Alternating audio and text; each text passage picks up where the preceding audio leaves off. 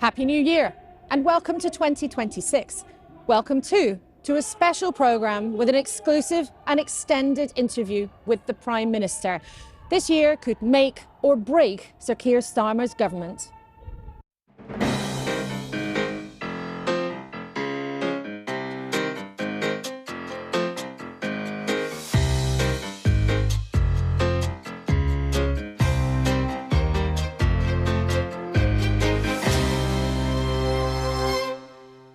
Morning, morning. The Prime Minister has been in trouble for months, with such pressure to show you he's the right man for the job.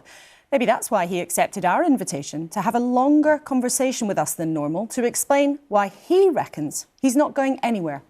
Well, I will be sitting in this seat by 2027, and if this long-form interview works, we can try it again in January of next year as well. Well, we'll hear what this lot think of his arguments. The former Conservative Cabinet Minister, Sir Grant Shapps, Layla Moran for the Lib Dems, and former Tory, now Reform backer, Nadine Dorries.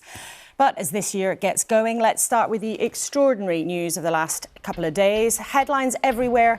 President Trump's strikes on Venezuela and his capture of his president, Nicolas Maduro. American forces struck the oil-rich South American country yesterday, grabbing Maduro, branded a dictator, from his safe house in the capital, Caracas. And now he's in detention with his wife in New York. You can see him there in handcuffs. He faces drug charges. And this doesn't happen very often. The same story on every single front page. Maduro in blindfolds. This in 2026. Venga por mí.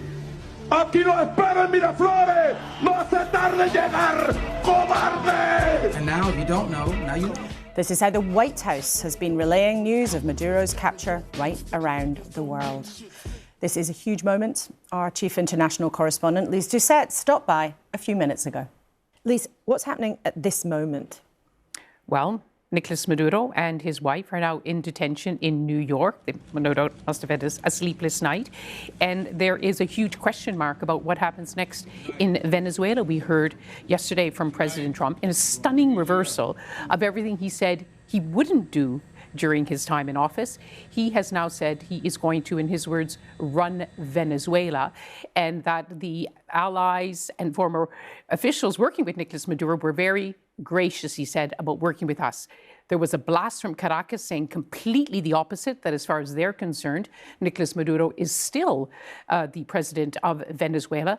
Dulce Rodriguez, the vice president, has said we will not be a colony of an empire. And in the wild years of the 2020s, put this into context, is this jaw-dropping, or actually, if you think about Donald Trump's character and his volatility, this is exactly the kind of thing we should have been expecting? Jaw-dropping, yes. To use the words of the UN Secretary General Antonio Guterres, a dangerous precedent. What must Russia and China be thinking now for President Vladimir Putin, who President Trump is looking at his backyard, so is President Putin looking at Ukraine, seeing it as part of its sphere of influence. The Chinese just had military actions around Taiwan, which was seen as a dress rehearsal for an invasion of Taiwan. If any country can certainly do what they want, this is a very dangerous time. Lise Doucette, thanks so much. Well, all that is just another difficult situation for the Prime Minister to manage when he's got so much on his plate. He's been in trouble for many, many months. And some in Keir Starmer's party think that his time might be up in 2026. So yesterday, we went to number 10 to speak to Sir Keir Starmer about how he hopes to turn the troubles of 2025 into the promise of 2026. I remember watching you walk in here as Prime Minister for the first time. Does it still feel the same? That was an amazing feeling. It was only the second time I'd ever been in the building, and I walked straight through, all the staff were here, clapping, into the cabinet room where I met Vic and the kids and Vic's dad. Had about 10 minutes with them, and then I was taken downstairs to begin the security briefings. But it is an amazing place to work. It's incredible. Much of what's happened has been far from amazing. 2025 saw wobbles, walkouts, U-turns, and month after month of the Prime Minister and his party's popularity on the slide. Even predictions 2026 could see him being booted out. I knew this would be tough. There was nothing easy about this. So it has been, but the question now as we turn 25 into 26 is we're turning a corner. Do you feel ready for 26? Ready, confident, optimistic, looking forward to it. So I'm glad that we got to this stage. Reasons to be cheerful? Let's see. Prime Minister, 2026 could transform or perhaps even terminate your leadership. So I wonder, what's your New Year's resolution? Well, I'm looking forward to 2026. I think it's going to be the year when we turn a corner as a country. A lot of the decisions we took in 2025 will come into force effectively in 2026. And I think that for many people who've waited 16, 17 long years for their living standards to improve, for their public services to improve, they need now to feel the change. And that's what 2026 is going to be about. We've talked about renewing the country. That will become a reality. And each month there will be actions delivered which will make a material change to people across the country. So this is very much turning the corner, whether that's on the economy, on education, on defence and security. It's a year to look forward to. It's a year that I'm optimistic about. And I think it will reflect the hard work that we've put in already to turn the country around. You seem very cheerful, and some people might be almost surprised that you're optimistic because you've had a very torrid time. I mean, I thought your resolution might be that you're still sitting in that seat by 2027. Well, I will be sitting in this seat by 2027, and if this long-form interview works, we can try it again in January of next year as well. But you know, and everyone watching knows, that there are even some people on your own side who think 2026 might have to be the end. Some of them want you out. How are you going to stop that happening? Well, I think what's really important is that we are clear about what we have achieved already. There's a huge amount that we've achieved in terms of the economy. Wages have gone up more quickly in the first year under this government than in the first 10 years under the previous government. Inflation is coming down, and the Bank of England are clear that it's on track to meet target by spring or summer of this year. We've had 6 interest rate cuts in a row, so it's now dropping at a rate which is the highest pace of drop for 17 years, since the crash, in fact. And of course, the IMF are clear that we had the second, or likely to have the second highest growth in the G7 in 2025. On top of that, obviously, we've done a lot of work on education, on free school meals, on breakfast clubs, towering down on child poverty. So there's a huge amount that's been done, and that leaves out of account the cut to NHS waiting lists, gone down by 300,000, 5 million extra appointments. And so people are always focusing, as happens in politics, on other things that might have happened. But actually, if you look at what's already happened, we've got a lot to be very proud of.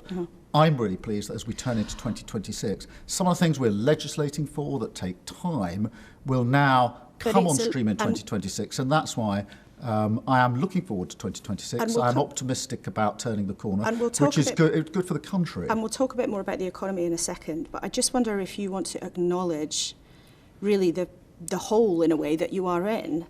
Because in September, we had a bit of a similar conversation. You said, look, I just need the space to do the job. Give me time. You'll show people. And since then, actually, your ratings have got worse. More of your plans had to be ditched by your political decision-making. Even at the Royal Variety performance, someone impersonating you was booed. Now, by many measures, you are historically unpopular, even more unpopular than Liz Truss. Do you acknowledge that at the beginning of this year? Look, I'm not surprised that people are frustrated. I completely get that. The truth is, since the crash in 2008, most people haven't seen their living standards improved. They haven't seen their public services move in the right direction. They've seen them move in the wrong direction. And they've lost trust in politics. So when we went to the electorate in 2024 saying our manifesto pledge is change, many people said, yes, I want that change. I'm fed up.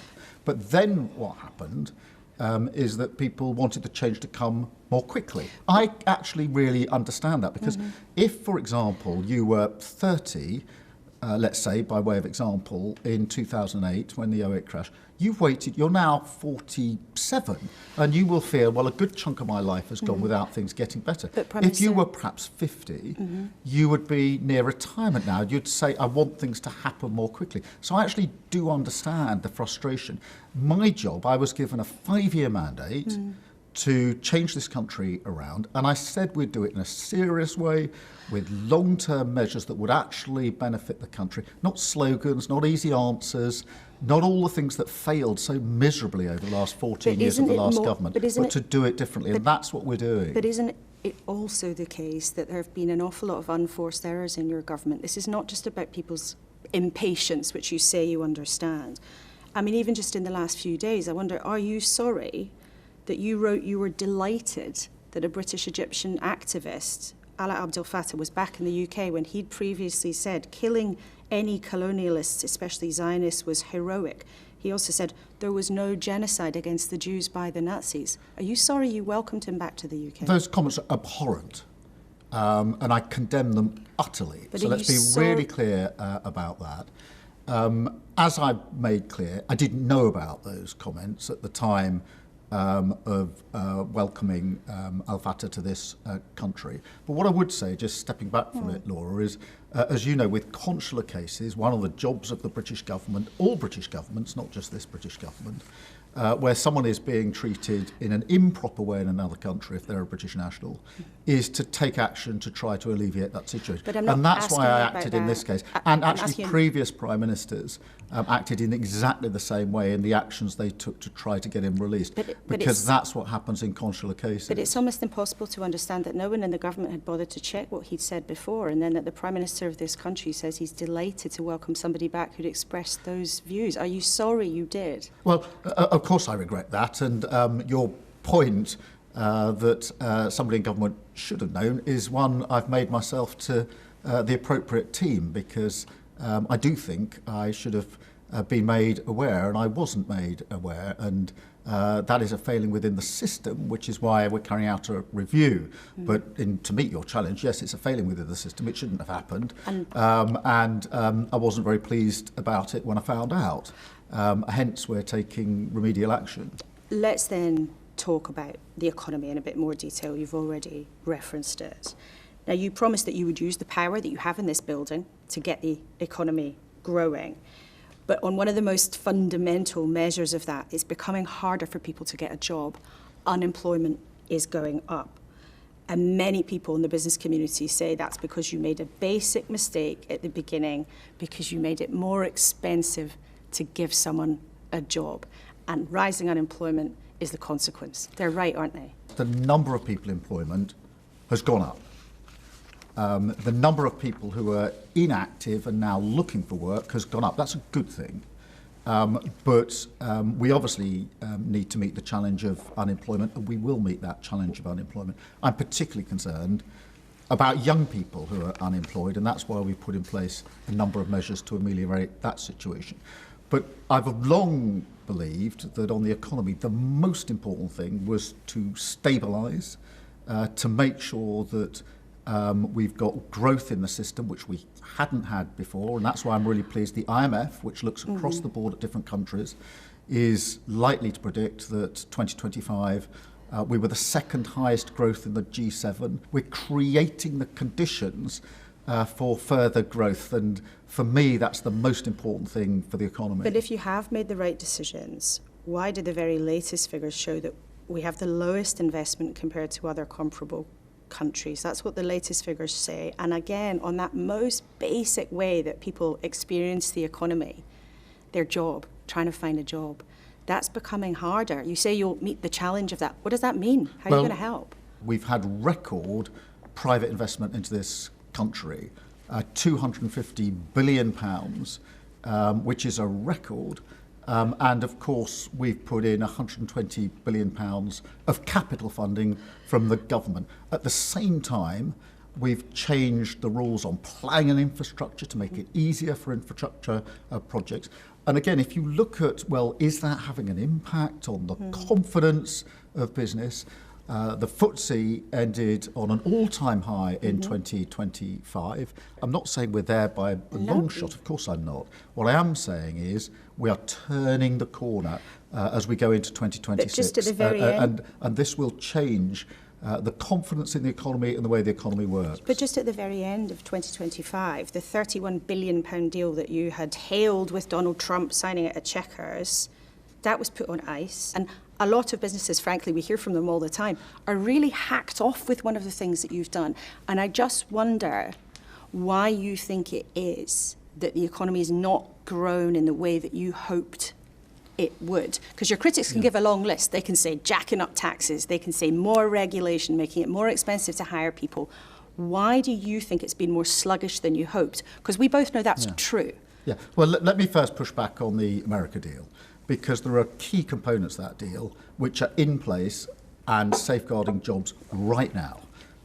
So we got the best deal in relation to tariffs on car exports to the US. It's hugely important. And around the world, I think you would acknowledge, most other countries say that they wish they'd been able to get the deal that we got. On your second challenge, I know there are plenty of people who say in relation to tax and the economy, I wouldn't have done that. It's a bit more than that. They're really hacked off. Even some pubs are banning Labour MPs from being allowed in. Hear me out, because the question on the economy is, or the easy question on the economy is to sit back on the sidelines and say, I wouldn't have done that. The question that counts, the only question that counts is, if you wouldn't have done that, what would you have done instead? And that's the question nobody wants to answer. When it came to tax increases, no government wants to increase taxes. Of course they don't. But the question is, what was it that we put those tax increases in for? And we did it to stabilise the economy, to make sure we could invest in our NHS, hence waiting lists are coming down, satisfaction is going up, to invest in our infrastructure, to make sure we could roll out childcare, for example, and to bear down on child poverty, all of which will benefit the economy in the long run. But the easy thing is to sit back and say, I wouldn't have done that, I wouldn't have done that. I get that. That's an easy sideline thing to do. The question in government is, if you're not going to do that, what would you have done instead? And that's the question nobody wants to answer. But the question now is also, how do you address the consequences? Yeah. And again, let's just ask again, because I know that people really care about this. So many people watching this, one of the questions that comes into their head again and again is, what job's my kid going to get? What job's my grandchild going to get? Youth unemployment is going up, student debt is sky high, rents are sky high. If you were under 30, under 40 in this country, there's a lot of evidence that says they're looking at any of the mainstream parties in the Labour Party. They're going to the Greens, they're even going to Reform. Why would a young person look at your government and think, you know what, they've got my back? Because we're laser focused on young people and giving them the future that they deserve. And we've done a number of important changes in my view. The first is to take down the target that 50% of young people should go to university and replace it with a target which is 2/3 should either go to university or have a gold standard apprenticeships, because I really want to push apprenticeships. I have nothing against the 50% target for those going to university. It worked well for a number of young people.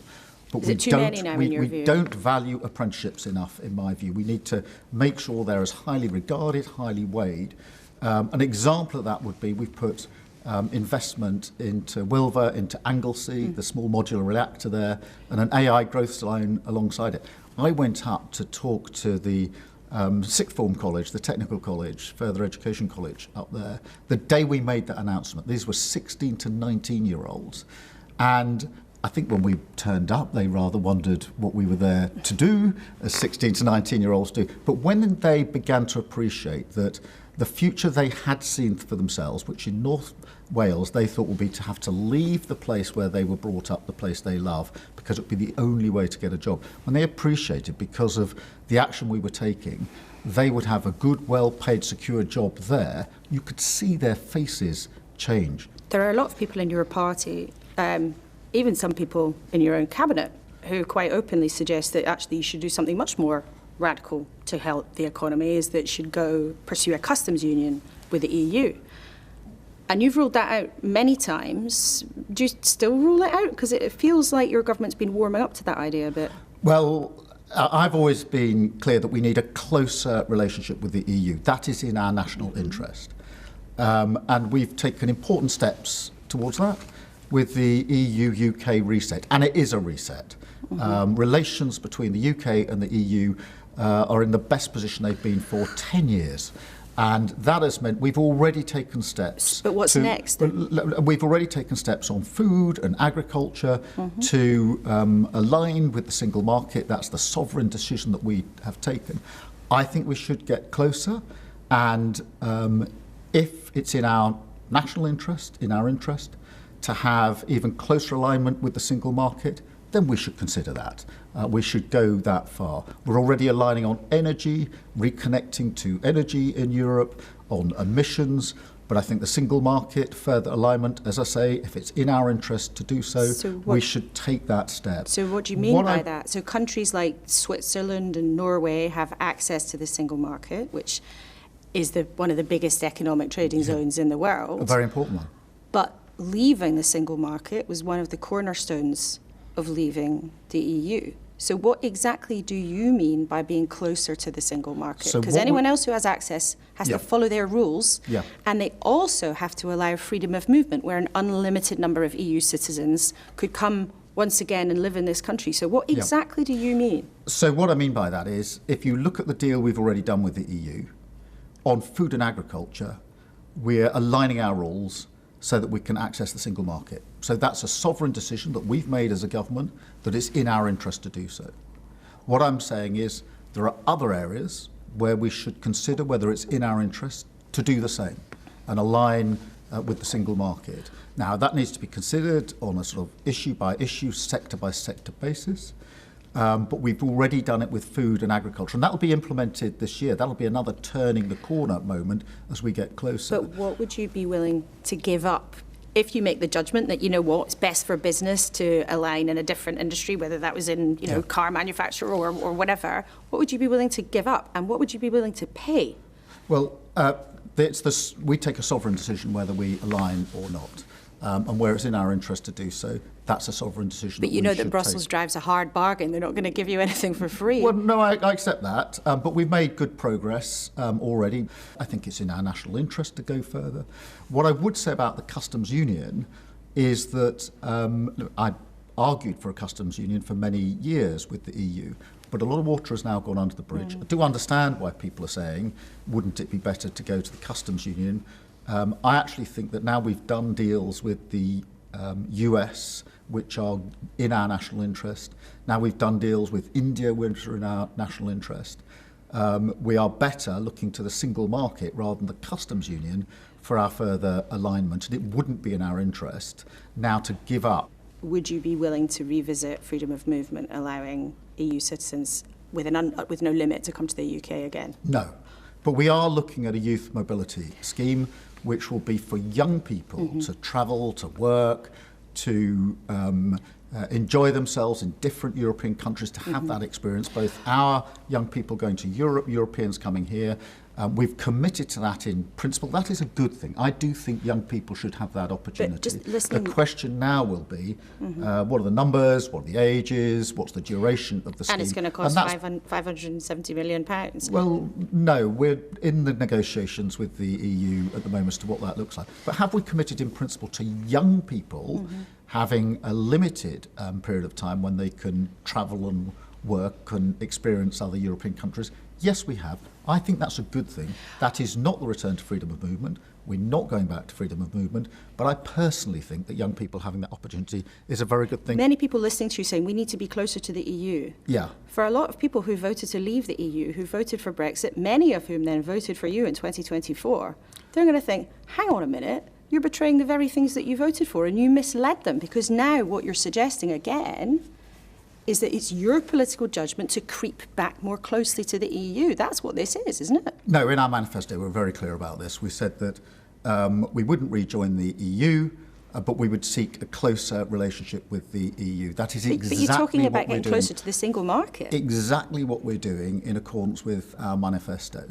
And that's the right thing to do. And we're not trying to reverse the referendum. One of the reasons we've been able to reset with the EU is because both we and the EU have decided we're not just looking back and picking over the bones of Brexit, we're now looking forward on this. But what I would say is this, that what is becoming increasingly apparent is the falsehoods that were peddled by Nigel Farage and others at the time of the Brexit referendum. That promise that all you had to do was leave the EU and immigration would go down. Then we had the Boris wave where it quadrupled. All you had to do was leave the EU and you'd have £350 million a week for your NHS. Well, it hasn't materialised.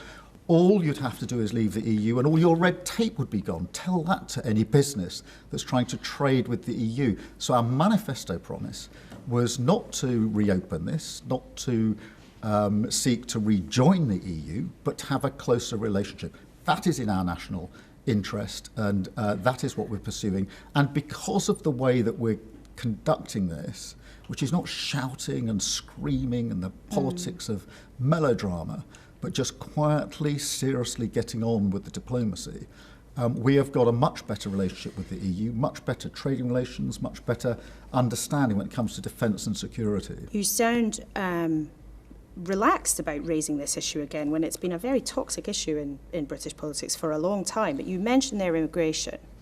And for your leadership to, get yourself together, get yourself out of the doldrums in the polls, which have been very serious over the last 18 months, you need people to have faith in you, don't you? Yes, of course. And you promised people that you would smash the gangs. Now, the numbers of small boat crossings actually has started going up again. The number of people being housed in asylum hotels, which you've condemned as a terrible idea for everybody concerned, for those asylum seekers and the communities involved, the numbers have been going up again. You're not remotely succeeding in your mission to smash the gangs, are you? I mean, even you say asylum hotels where your promise is to close them by the end of the Parliament. That's 2029. It's another 3 years. Well, on asylum hotels, at their height there were 400 hotels, and now there are about 197. But now, some of that was before we came into power. I acknowledge that, but I think it is important with the hotels to just remind ourselves what the sole cause of the hotels was. The last government didn't process asylum claims. This was an absurd policy.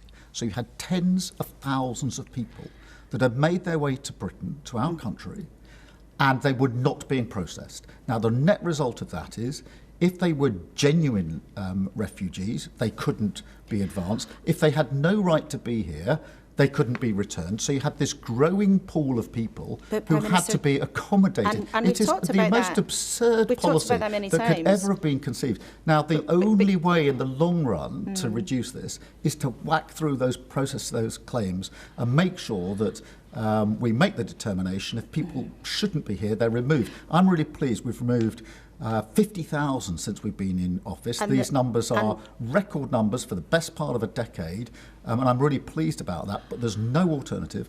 I have said I want to end asylum hotels by the end of this Parliament. Well, that's what our manifesto commitment was. No, I know, and therefore I've said to the system, to the relevant departments, I want to see that brought forward. I want to shorten that. As soon as possible, but no longer the end of Parliament. Bring it forward. I want us to close hotels. I think over coming months you'll see evidence of that, because the frustration of taxpayers that because of a mess left by the last government, we've got tens of thousands of people who are in limbo. They're the taxpayers paying for their accommodation because the last government wouldn't process their claims. But that's not good enough. But that's interesting. And we need to, I think, advance on the closure of asylum hotels. This year? Where it was, well, I don't want to set a date, Laura, until we're absolutely sure that we can meet that date. What I do want to say is I'm determined we'll close them. And I have pushed the departments to say, I want to see that timeline brought forward. I want to see this happening more quickly. And as we turn a corner into 2026, you'll see evidence of that. While the management of all of these people has proved incredibly difficult for the government, the rhetoric and the future proposals about whether people have a right to be here has certainly boiled up under your new Home Secretary. Your government might deport the children of refugees who've been born in this country, who've known no other home. You know there are people in your party and on the left of politics who are very uncomfortable about this. Is that really the kind of actions of a Labour government led by a former human rights lawyer? I'm not sure that Keir Starmer of 10 years ago would have thought deporting the children of refugees who know no other home would be acceptable. We're not talking about deporting children of refugees. We're talking about children of peoples whose claims have failed. That's a very different proposition. Well, but if refugees' countries become safe, you have said you would send them back to their home countries. One of the changes we want to make is to be able to look again at whether a country is safe, because this does change over time. You can see that in places like Syria and other countries. But just stepping up again, the refugee conventions, human rights conventions, which are really important and we will adhere to, were crafted and put into place on the basis of a model of asylum seeking that was basically an individual would flee persecution, put their hand up in the first safe country and say, please help. It's a principle we will always uphold in this country.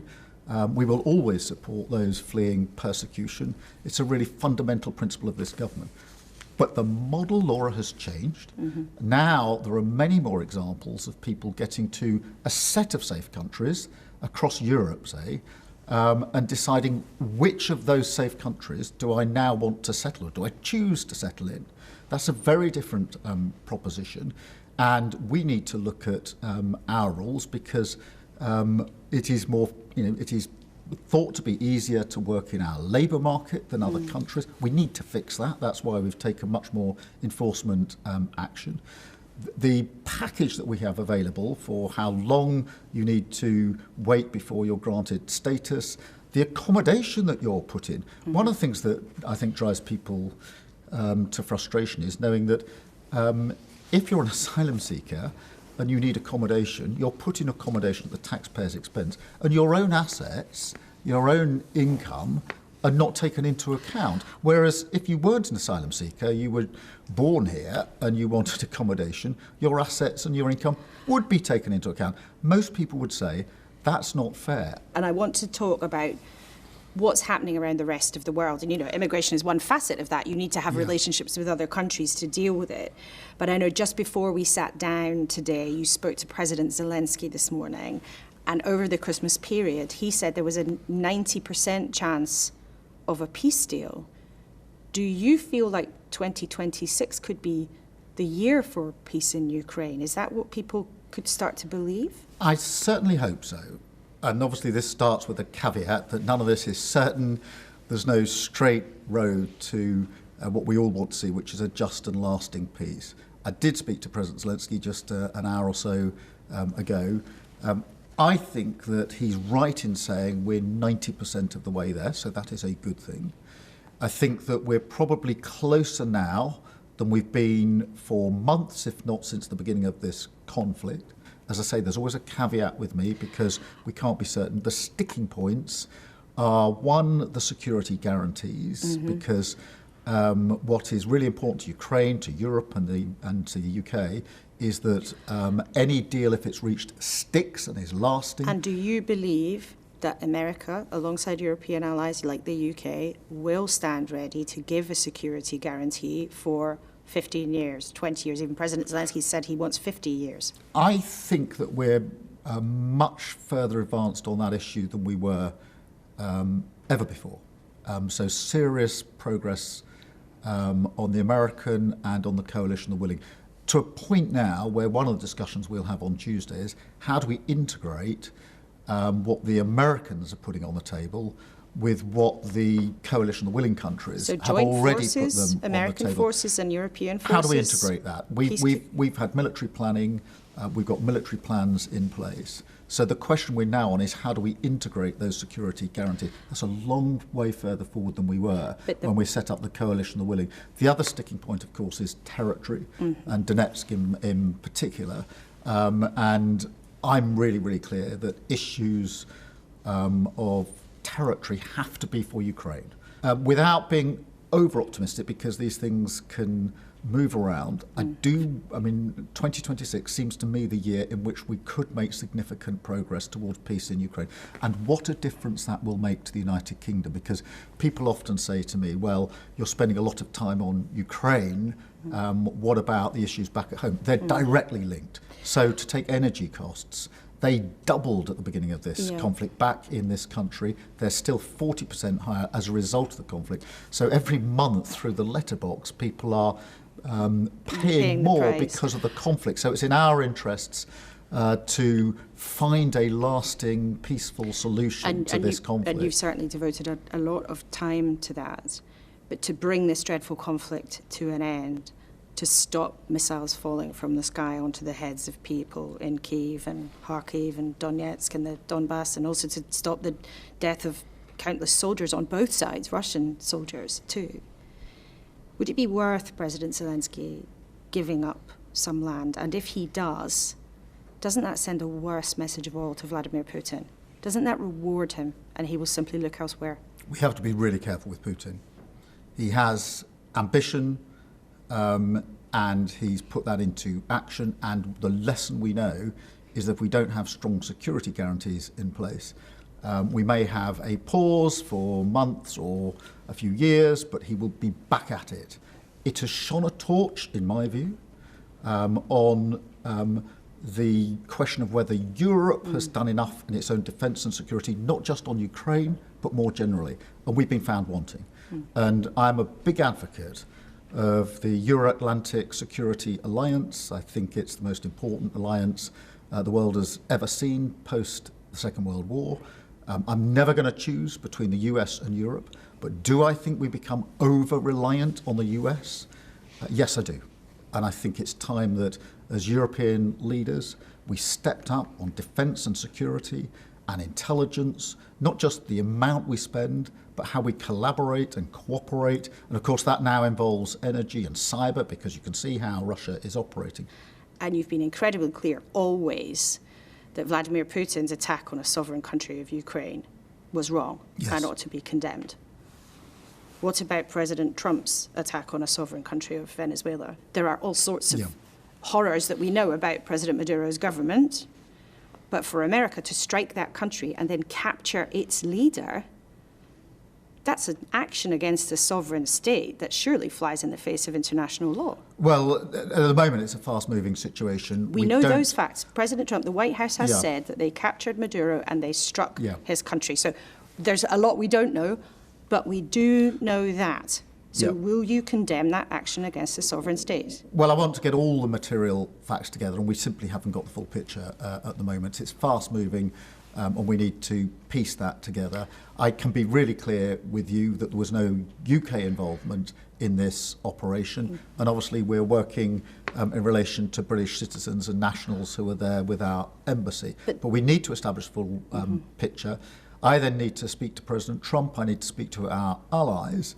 But I don't shy away from this. I've been a lifelong advocate of international law and the importance of compliance with international law.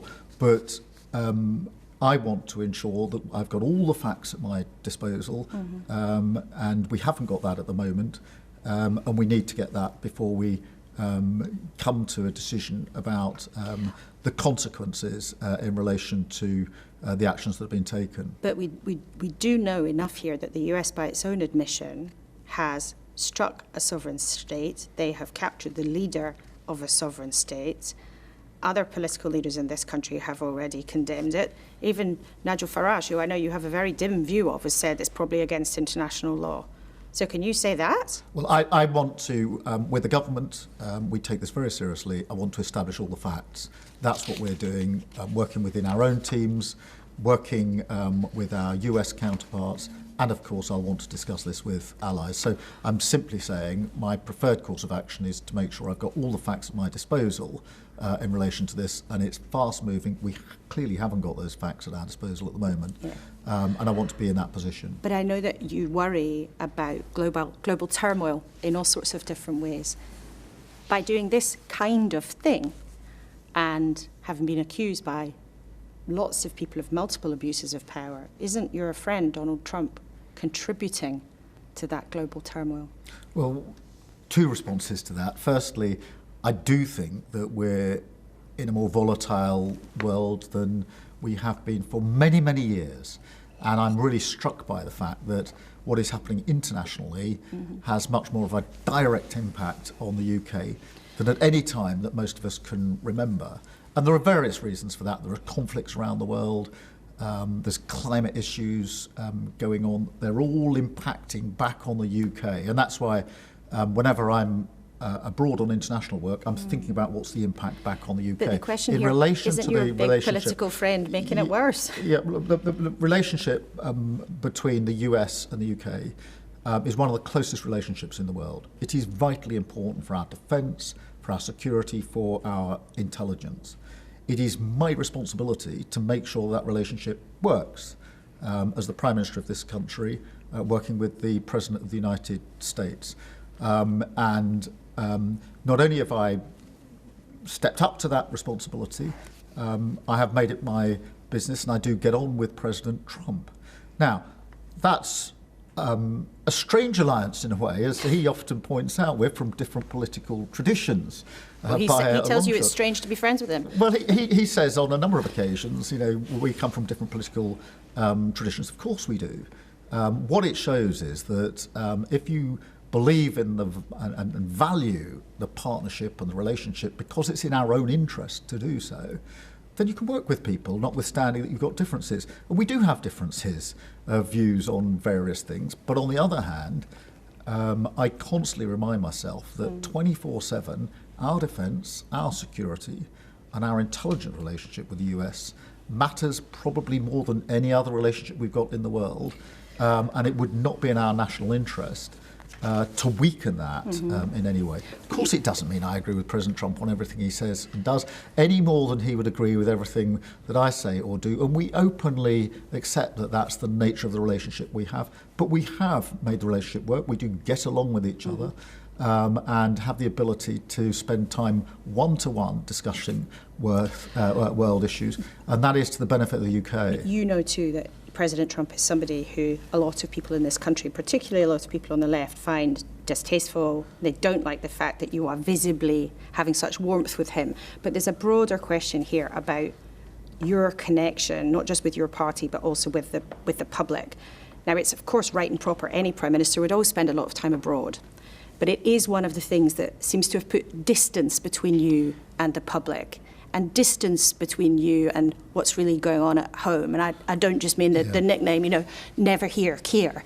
Do you worry, looking at your ratings, I know that all politicians do you worry that it appears that voters, even Labour voters from 2024, they just haven't warmed to you? They just don't like what they see? Well, I was elected in 2024 with a 5-year mandate to change the country. And that's what I intend to do, to be faithful to that mandate. And I will be judged, and I know will be judged when we get to the next election, on whether I've delivered on the key things that matter most to people. But, Prime Minister, here's the problem. You're not just going to be judged at the general election. You're going to be judged in May, in Scotland, in Wales, right across England, in a huge set of elections that many people in your party, many people even in your cabinet, think you're going to be absolutely hammered in. And many people in the Labour Party talk very openly about that moment being a moment when it will be time for a different leader.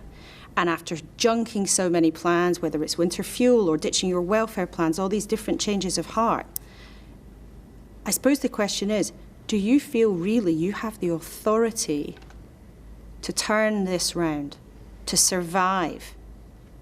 Well, let me take the elections first. They are a very important set of elections. Very important in England for local authorities, very important in Scotland, very important in Wales. And we will fight for every vote, and we take absolutely nothing for granted. I know that in these elections, as in all elections, every vote has to be earned. The question in each set of elections, in England, it is who do you want as your local administration? In Scotland, who do you want as the Scottish government? In Wales, who do you want as the Welsh government? So they're local and national in that sense. They're not a referendum on the Westminster government. But the question for many people in your party and the public is who do you want to run the whole country? And this is a critical question for you. Are there any circumstances under which, if there was a leadership challenge to you after May, that you would walk away? or would you fight it under any circumstances? Well, Laura, under the last government, we saw constant chopping and changing of leadership, of teams. It caused utter chaos, and it's amongst the reasons that the Tories were booted out so effectively at the last election. Nobody but nobody wants to go back to that. It's not in our national interest.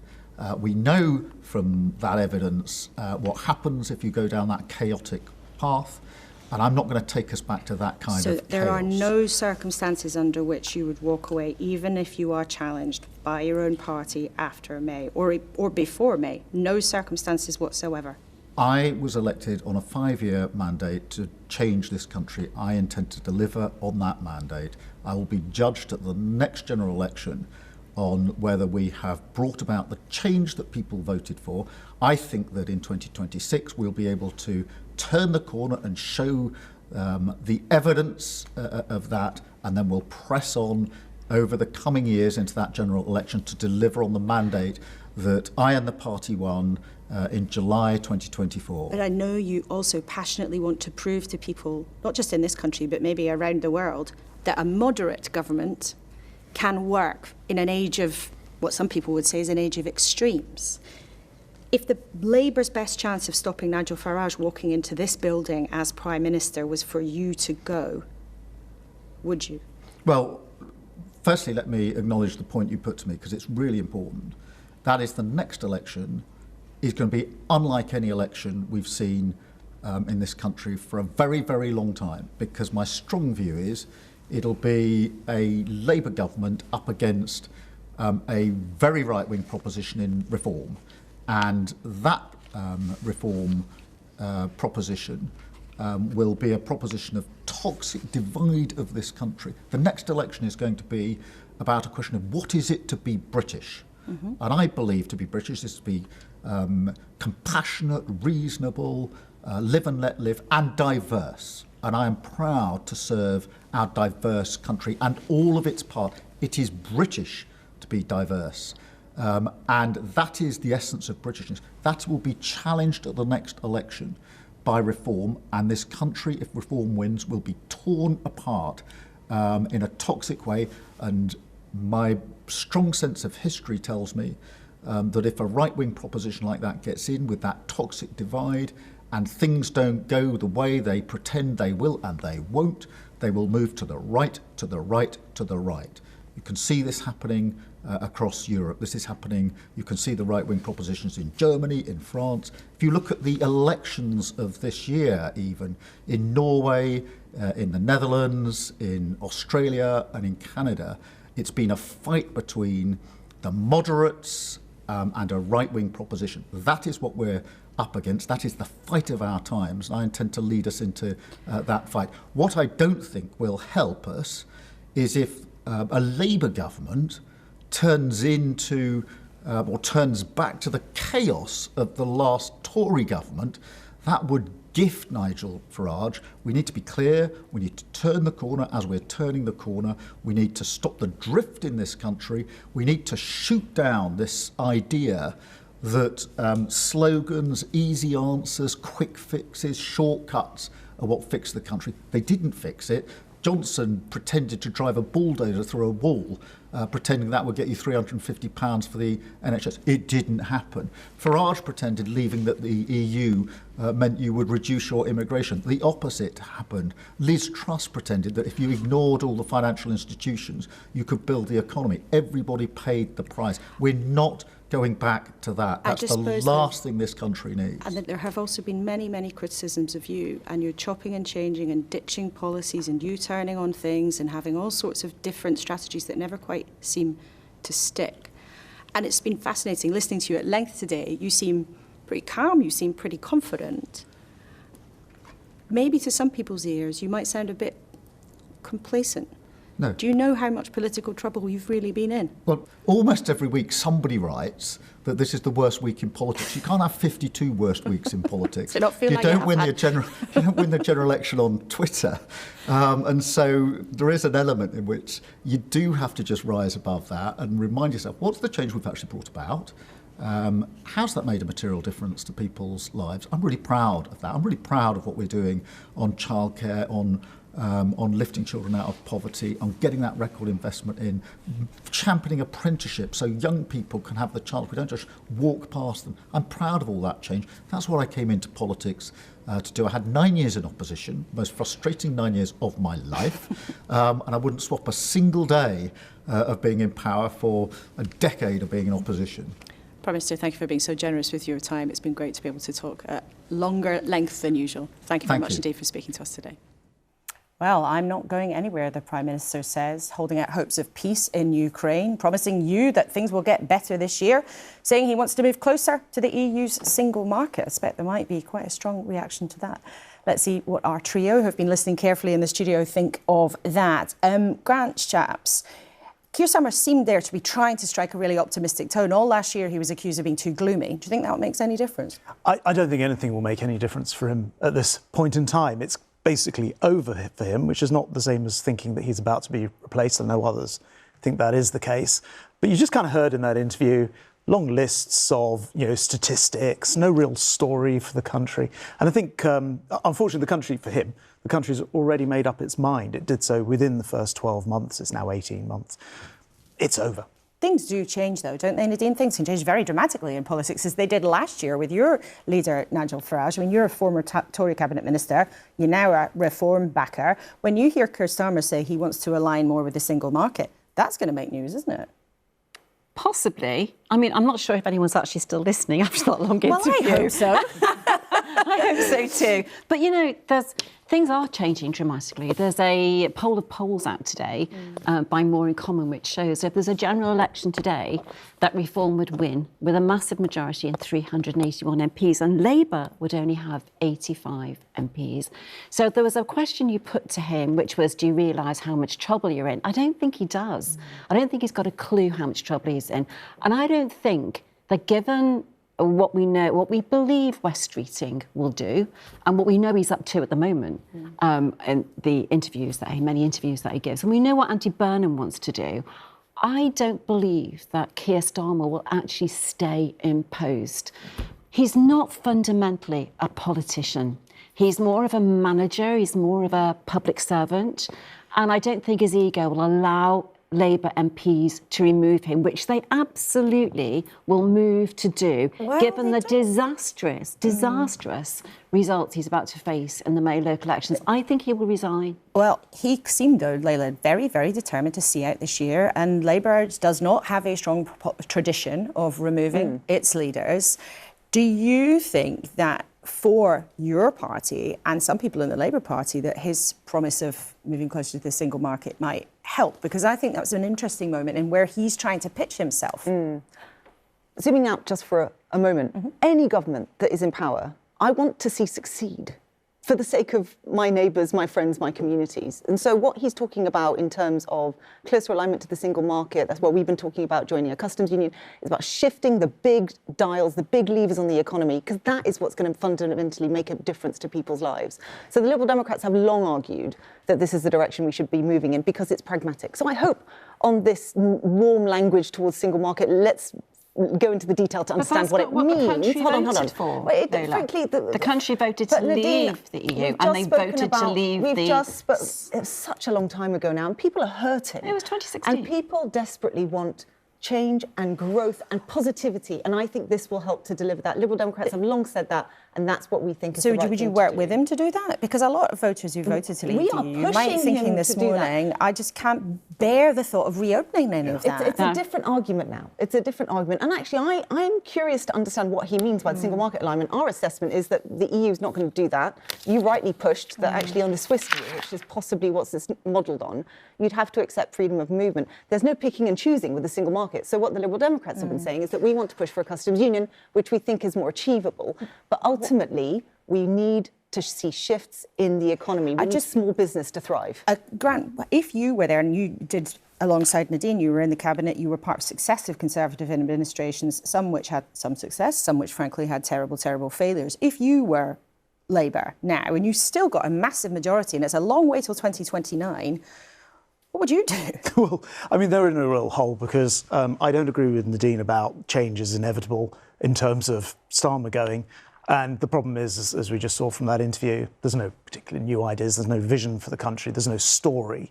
And so, which is why actually I think he's stuck. And I don't think, as you point out, Labour don't have that tradition of getting rid of leaders for better or for worse. And now he's going through a series of trying different things. Today, in your interview, the big story out of that's really closer alignment with the EU. He's tried everything else. Now he's going to go and tack towards that. That will only end up upsetting a lot more people. And actually, for goodness sake, if we're going to get any advantage out of having left, you might as well take the competitive advantages of being outside, not to reopen that whole debate on your programme. But the point is, he's just going through a list of trying different things. None of them are working for him, and none of them will. It is over for him personally and for Labour, but I don't think they're about to change their leader this year. That would be my prediction. Nadine, if you were in their position, what would you do? In the government's position or Starmer's position? Ah, well, that's an interesting distinction. If you were Starmer, what would you do? So look, as I said, if I was Starmer, he has an ego. Most people agree, he's always felt he's slightly above the political battle and the political. He doesn't like getting his hands dirty. And I think, or politically dirty, which is why he takes all these kind of like overviews, these kind of like higher positions. It's not working for him. And look, the one thing I know is this. As we approach the May elections, there is one thing that one area where Nigel Farage absolutely excels, and that is in campaigning. And when he hits the campaign trail in February or March, whenever it starts, you watch what happens to the polls then. We know that Starmer doesn't like campaigning. We know that Kemi Badenoch hates campaigning. Does she? And I think when well, we'll ask her that next week. We'll see. When he gets to that point of the May elections, when both the Conservative Party and the Labour Party are absolutely trounced at local elections, Liberal Democrats quite often do well. Yeah. It will in both parties. There will be, you know this, Laura, the unrest amongst those backbench MPs. And Grant, I agree with you. Labour don't usually do it, but Wes Streeting will. Well, we'll see. Wes Streeting, I'm sure, would deny that if he was here. And he's not here this week, but he might be here soon. Grant Shapps, briefly, if you possibly can, at the end, I know you were Defence Secretary for a moment, obviously, for a time in government. The Venezuelan story is huge. How on earth should the UK government respond? Because it's not the UK has had to deal with this before. Yeah, when I was Defence Secretary, I had to send a gunboat to Venezuela because they were threatening a third of Guyana, the only Commonwealth country in South America.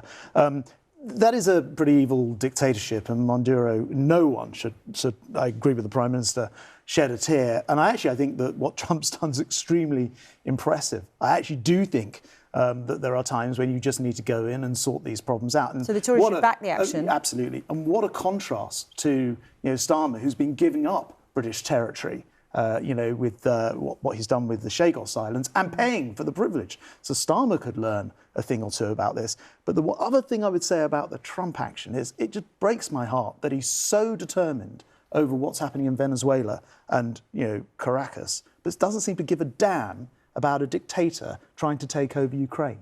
Very interesting. Well, it was interesting. We haven't really touched on this too, that Keir Starmer seemed to sound a really much more optimistic note about the possibility of peace in Ukraine with talks on Tuesday between the American and European allies.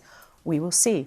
Thank you so much, all three of you, for being with us today, being our sort of strictly review panel at the end. We didn't have points from you, but it was great to have the three of you with us today to hear from the other political parties. So thank you to Nadine, Grant and Layla for kicking us off. And over the next few weeks, we will hear from the other party leaders. Kemi Badenoch, there she is. She will be the one up next week. There is a lot at stake for all of them and all of us in this critical year. It's good to be back. Best of all, to have you with us. I'll be with Paddy O'Connell on Newscast a bit later on, and I will look forward to seeing you next Sunday, same time, same place.